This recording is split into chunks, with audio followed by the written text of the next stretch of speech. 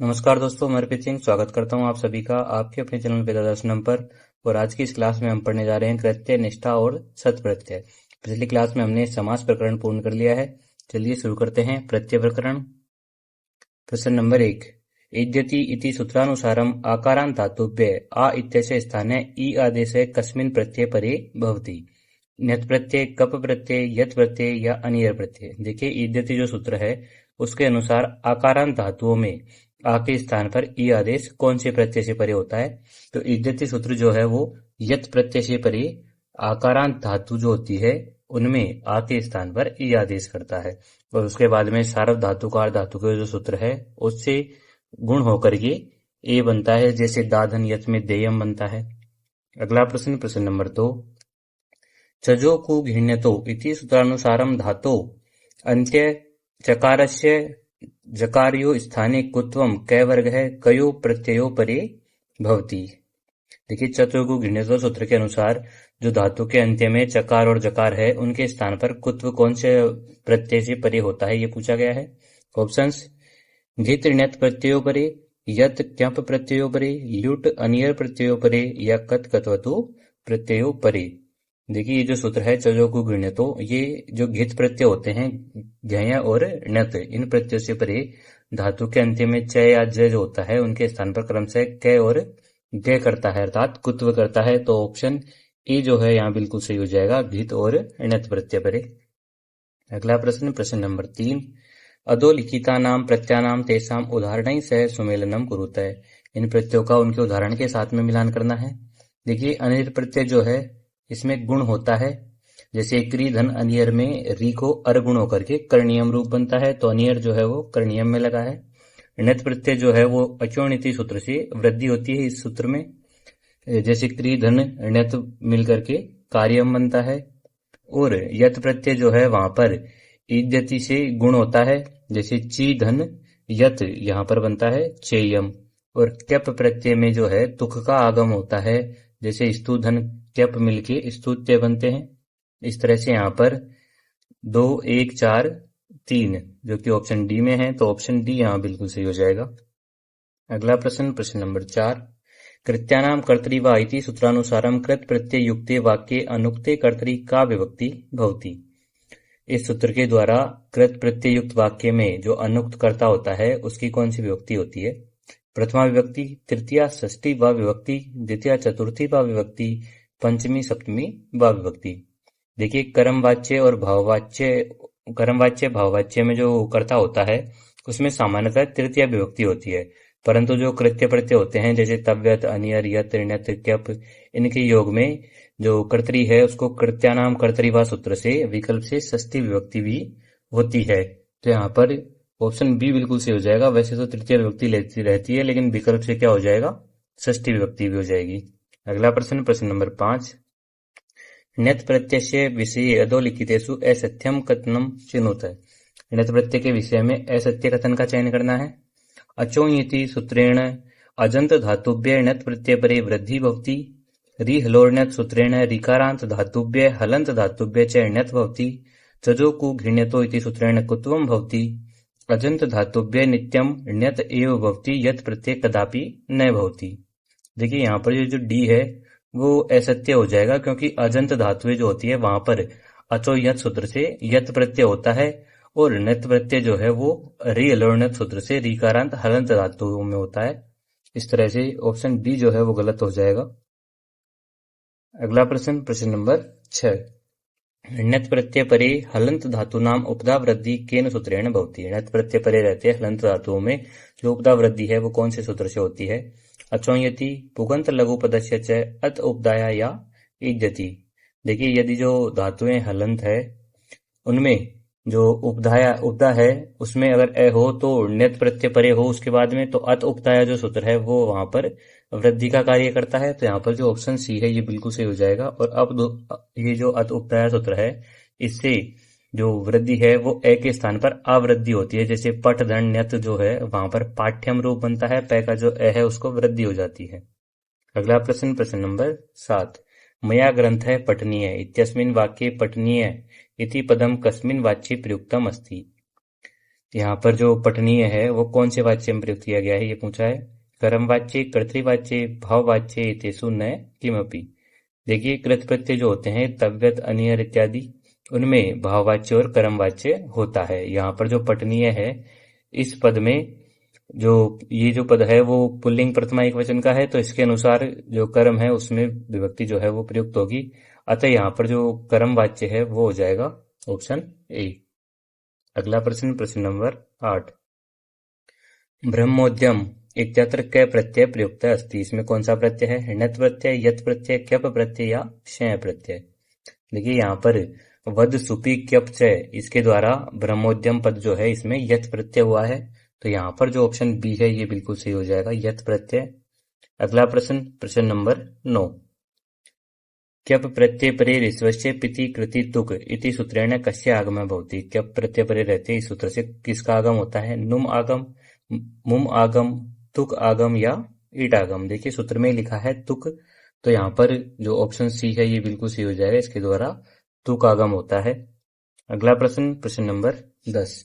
जी धन अनियर इत्यस्य व्याकरण सम्मतम शुद्ध रूपम किम। जी धन अनियर से क्या रूप बनेगा, जनियम, जनियरम, जनियरम या जयनियम। देखिए यहाँ पर जी धातु जो है उससे अनियर प्रत्यय हुआ है, आर धातुक प्रत्यय, इसके परे रहते जो सार्वधातुक आर धातु को सूत्र है उसके द्वारा ई के स्थान पर ए गुण हो जाता है और जे धन अनियर ये रूप रहता है, और यहाँ पर जो एचो अवयव है उसके द्वारा ए के स्थान पर अय आदेश होकर के जय नियम जो रूप है वो बनता है, तो ऑप्शन डी यहाँ बिल्कुल सही है, जय नियम।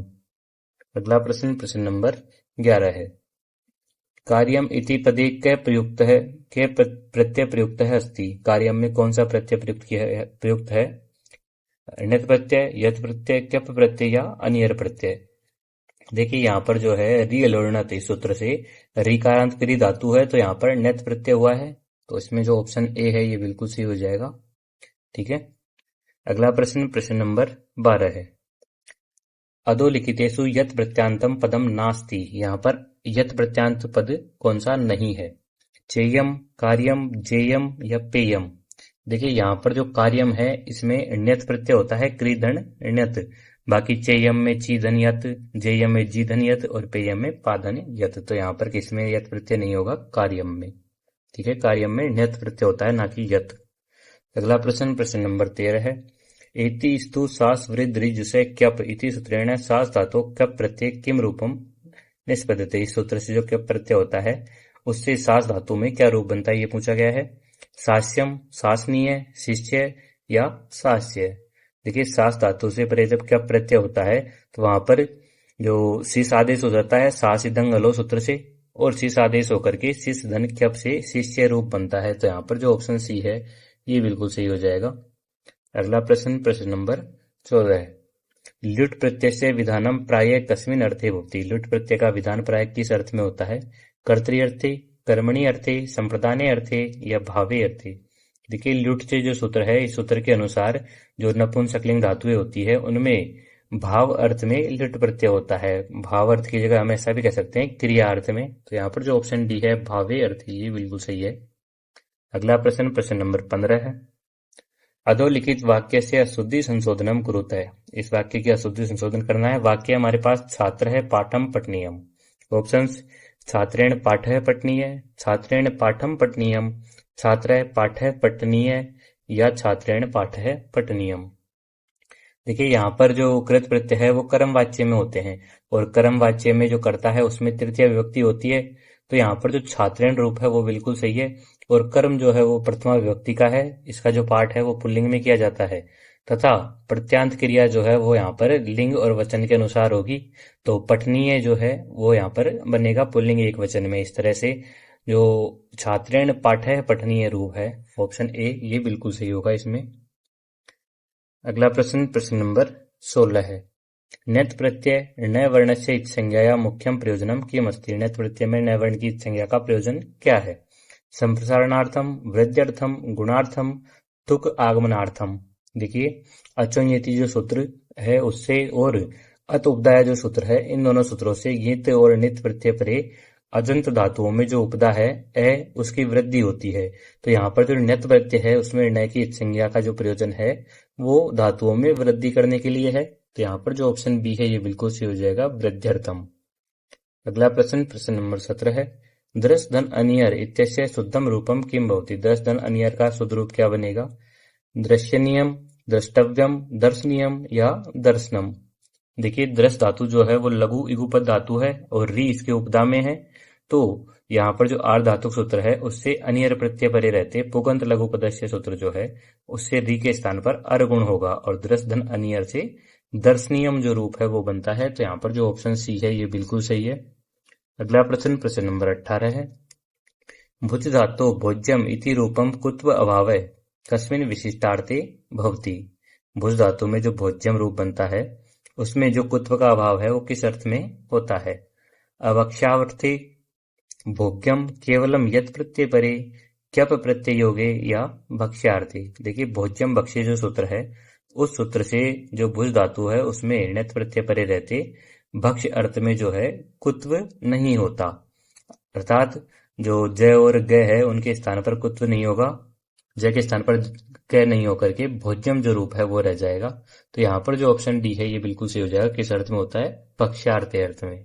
ठीक है, अगर अभक्ष्य अर्थ रहेगा तो कुत्व हो जाएगा और कुत्व होकर के जो भोग्यम रूप है वो हो जाएगा जिसका अर्थ रहता है भोगने योग्य। अगला प्रश्न, प्रश्न नंबर 19। कथन ए क्यप प्रत्यय पित अस्ति कारण आर अत्र प वर्णस्य इत्संज्ञा भवति। देखिए जो प्रत्यय है इसमें प की इत्संज्ञा होती है और जिसमें प की इत्संज्ञा होती है उसको हम पित कहते हैं। तो इस तरह से क्यप प्रत्यय जो है वो बिल्कुल सही होगा, ये पित है और कथन बिल्कुल सही है यहाँ।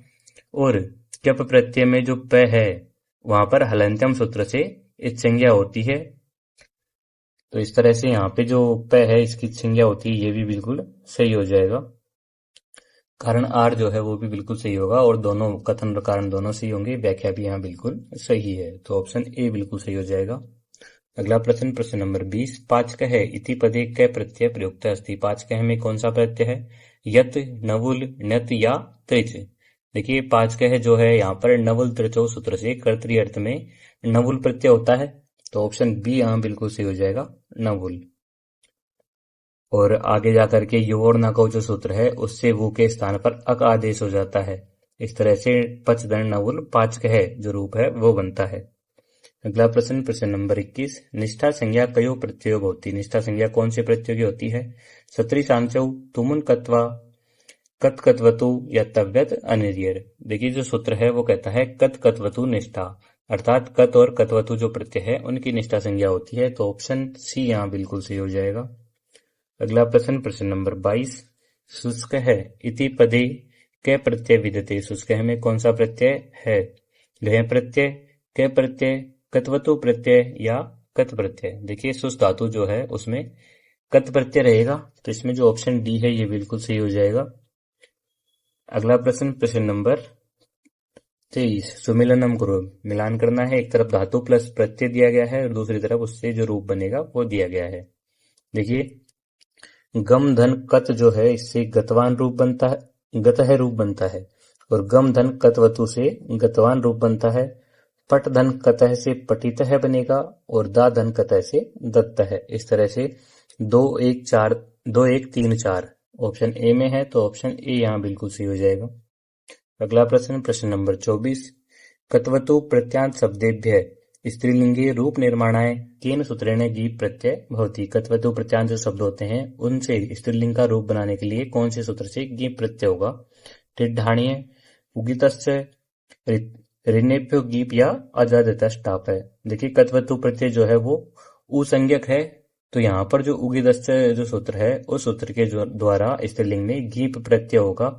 और जैसे पटितवत धन गीप पटितवती रूप बनता है, तो ऑप्शन बी यहाँ बिल्कुल सही हो जाएगा, उगिदतश्च। ठीक है, उगिदतश्च जो है ध्यान रखिएगा, ये जहां पर उ संज्ञक होते हैं वहां पर गीप प्रत्यय करता है। अगला प्रश्न, प्रश्न नंबर 25। अधोलिखितेषु कत प्रत्यांतानाम शब्दानाम अशुद्धम असंबद्धम समूहम चिनुत। इनमें से जो कत प्रत्यांत शब्द है उनमें से अशुद्ध रूप कौन सा होगा, अशुद्ध समूह कौन सा होगा? भिन्न है, छिन्न है, सन्न है, पीतः गीतः दत्तः, पचन्तः विद्वन् गच्छन्, पक्वः शुष्कः क्षामः। देखिए यहाँ पर जो ऑप्शन सी है, पचन्तः विद्वन् गच्छन्, इन शब्दों में सत्री प्रत्यय है, न कि कथ प्रत्यय। बाकी सभी में जो है कथ प्रत्यय होगा। तो इस तरह से यहाँ पे जो ऑप्शन सी है वो अशुद्ध हो जाएगा। अगला प्रश्न, प्रश्न नंबर 26। कथ प्रत्यय अधोलिखितेषु कस्मिन् अर्थे न भवति। कथ प्रत्यय इनमें से कौन से रूप में नहीं होता?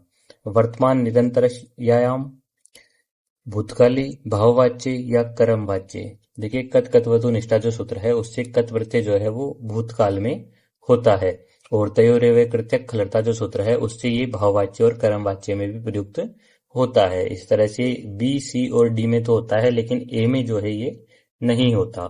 यहाँ पर जो है सत्री सानच जो प्रत्यय हैं वो होते हैं, कथ प्रत्यय नहीं होता। ऑप्शन ए जो है वो बिल्कुल गलत हो जाएगा। अगला प्रश्न, प्रश्न नंबर 27।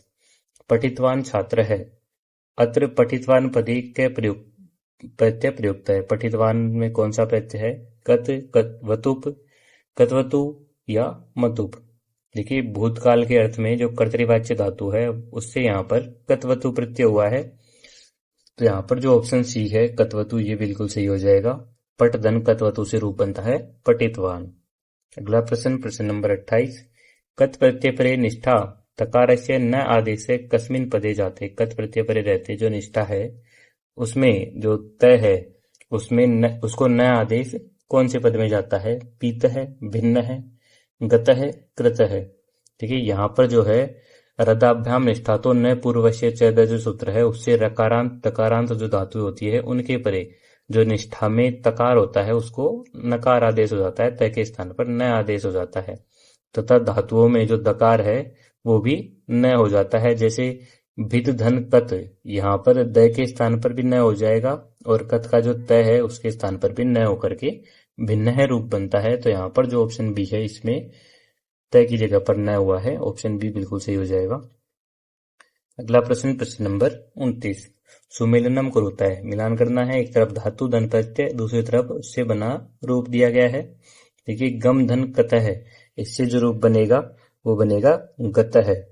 गम धन कतवतु, इससे रूप बनेगा गतवान।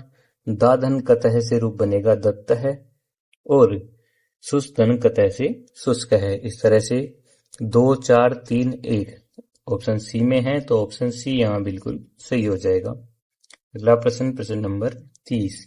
निष्ठा अर्थात कत कतवतु प्रत्ययो इट आगम है कस्मिन पदे नास्ति।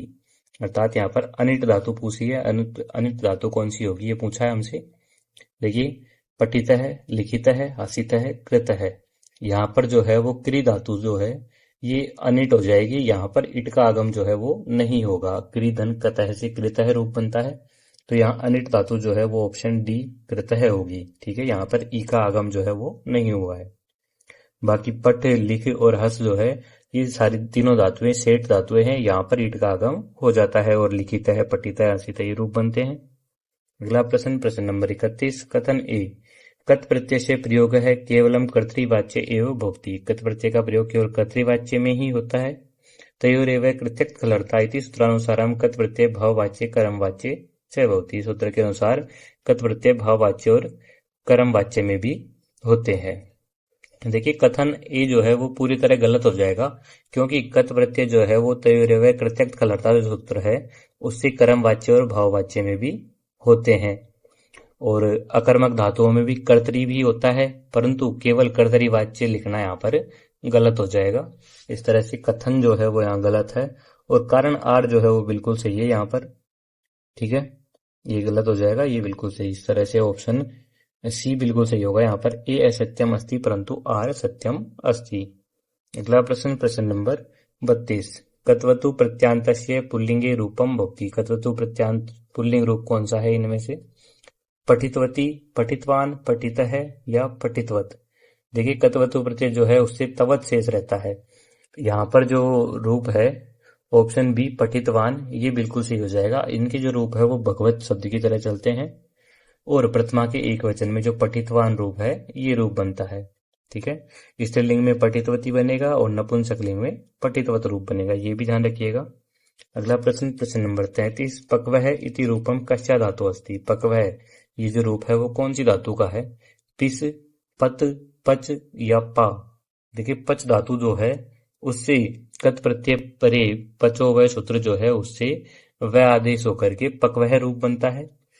और यहाँ पर जो क का कार्य है च के स्थान पर वो चौकु सूत्र से हुआ है, ये भी ध्यान रखिएगा। इस तरह से यहाँ पे जो धातु है वो कौन सी सही होगी, पच धातु। अगला प्रश्न प्रश्न नंबर 34। श्री धातु कत प्रत्यय किम रूपम निष्पद्यते। श्री धातु में कत प्रत्यय करने पर कौन सा रूप बनता है। श्रित है, शीर्ण है, सर्त है या शीरित है। देखिए जो श्री धातु है वो दीर्घ ऋकारांत धातु है। यहाँ पर जो कत प्रत्यय है वो रित इत धातु, इससे इरादेश हो जाएगा कत प्रत्यय में। और हलीच इस सूत्र से दीर्घ होगा, रताभ्याम सूत्र से तय के स्थान पर न होगा। और जो रूप है वो बनता है यहाँ पर शीर्ण है। तो ऑप्शन बी यहाँ बिल्कुल सही हो जाएगा, शीर्ण है। अगला प्रश्न प्रश्न नंबर 35। निष्ठा अर्थात कत कतवतु प्रत्यानाम प्रयोगे वाक्य कस्मिन रूपेण भवति। कत कतवतु प्रत्यय में जो वाक्य है वो किस रूप में होगा। केवलम क्रिया रूपेण, केवलम विशेष रूप विशेषण रूपेण, क्रिया विशेषण रूपेण, उभयथा या अव्यय रूपेण। देखिए जो निष्ठा प्रत्यान शब्द होते हैं वो वाक्यों में भूतकालिक क्रिया के अर्थ में कार्य करते हैं। तो यहाँ पर जो ऑप्शन सी है ये बिल्कुल सही हो जाएगा। क्रिया विशेषण रूप उभयथा दोनों रूपों में प्रयोग किए जाते हैं। ठीक है, विशेषणवत भी प्रयोग होते हैं और इनके जो लिंग वचन है वो कर्ता या कर्म के अनुसार परिवर्तित होते रहते हैं।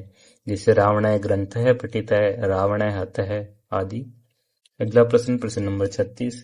सत संज्ञा कयो प्रत्ययो भवति। सत संज्ञा कौन से प्रत्यय से होती है, कौन से प्रत्यय की होती है। सत्री सांचौ कत कतवतु यत ऋण्यत या तरप तमपौ। देखिए तव सत जो सूत्र है उस सूत्र के द्वारा सत्री और सानच प्रत्यय जो है उनकी सत संज्ञा होती है। तो यहाँ पर जो ऑप्शन ए है ये बिल्कुल सही हो जाएगा, सत्री सानचौ। अगला प्रश्न प्रश्न नंबर 37। सत्री प्रत्यय से प्रयोग है कस्या धातु भवति। सत्री प्रत्यय का प्रयोग कौन सी धातु में हुआ है। आत्मनेपदी न है, परस्मैपदी न है, उभयपदी न है, केवलम आत्मनेपदी या अकर्मक धातु हो। देखिए सूत्र है लट सत्री सान चाव प्रथमा समानाधिकरणी। ये जो सूत्र है वो परस्मैपदी धातुओं में सत्री प्रत्यय जो है वो करता है और आत्मनेपदी धातुओं में सानच प्रत्यय होता है, ऐसा ही सूत्र कहता है। तो यहाँ पर जो है परस्मैपद बिल्कुल सही हो जाएगा, ऑप्शन बी। अगला प्रश्न प्रश्न नंबर 38। सानच प्रत्यय से शुद्धम उदाहरणम वर्ते। सानच प्रत्यय का शुद्ध उदाहरण है कुर्वन, पचन, गच्छन या सेवमान है। देखिए सेव धातु जो है वो आत्मनेपदी में भी होती है, तो यहाँ पर जो है सानच प्रत्यय भी होता है और सानच प्रत्यय का आन शेष बचता है और आने मुख सूत्र से मैं का आगम होकर के वहां पर सेवमान है जो रूप है वो रूप बनता है। तो यहाँ पर जो ऑप्शन डी है ये बिल्कुल सही हो जाएगा, सेवमानः में सानच प्रत्यय है। बाकी जो तीनों ऑप्शन है कुर्वन, पचन, गचन, ये तीनों सत्रीय प्रत्यांत है, इनमें सत्रीय प्रत्यय होगा। अगला प्रश्न प्रश्न नंबर 39। उगीदतश्च इति सूत्रेण पठन इत्यस्य स्त्रीलिंगे किम रूपम भवति। उगीदतश्च सूत्र के द्वारा पठन यहाँ पर स्त्रीलिंग का रूप क्या होगा। पठन्ति, पठनी, पठिता या पठमाना। देखिए सत्रीय प्रत्यय जो है वो उगित है, तो यहाँ पर जो री है इसकी संज्ञा होती है और उगित्वात स्त्रीलिंगी जो है उगित होने के कारण स्त्रीलिंग में उगित से जो सूत्र है वो गी प्रत्यय करता है और गी प्रत्यय करने के कारण यहाँ पर जो पठंती रूप है वो रूप बनता है। तो ऑप्शन ए जो है यहाँ बिल्कुल सही हो जाएगा, पठंती। अगला प्रश्न प्रश्न नंबर 40। सानच प्रत्यय कस्य वर्णस्य संज्ञा न भवति। सानच प्रत्यय में कौन से वर्ण की संज्ञा नहीं होती। स, न, च उपयुक्तेषु न किमपि। देखिए सानच प्रत्यय जो है इसमें स की संज्ञा होती है लसक व तद्धित से और च की संज्ञा जो है वो हलंत्यम से होती है और आन शेष रहता है। तो यहाँ पर जो न है उसकी संज्ञा नहीं होती, तो उसमें ऑप्शन बी बिल्कुल सही हो जाएगा, न। अगला प्रश्न प्रश्न नंबर 41।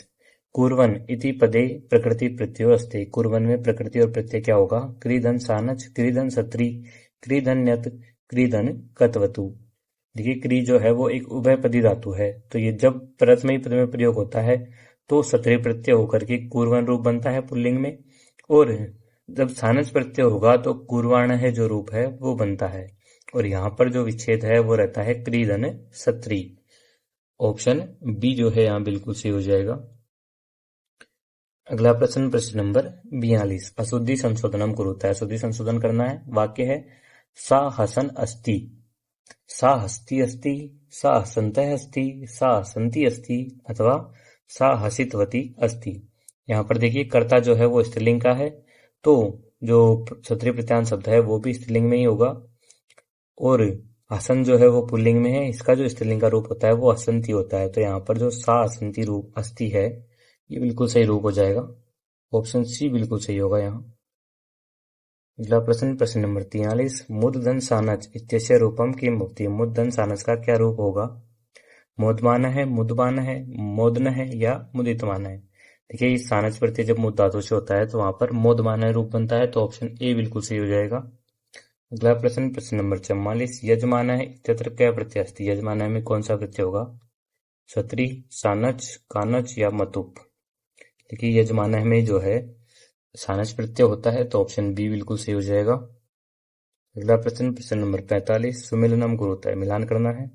दादन सत्री पुल्लिंगे, दादन सत्री का देखिए पुल्लिंग में क्या रूप बनता है, पुल्लिंग में इसका रूप बनता है ददत। धादन सत्री पुल्लिंग, धादन सत्री का पुल्लिंग में रूप क्या बनता है, इसका रूप बनता है ददत।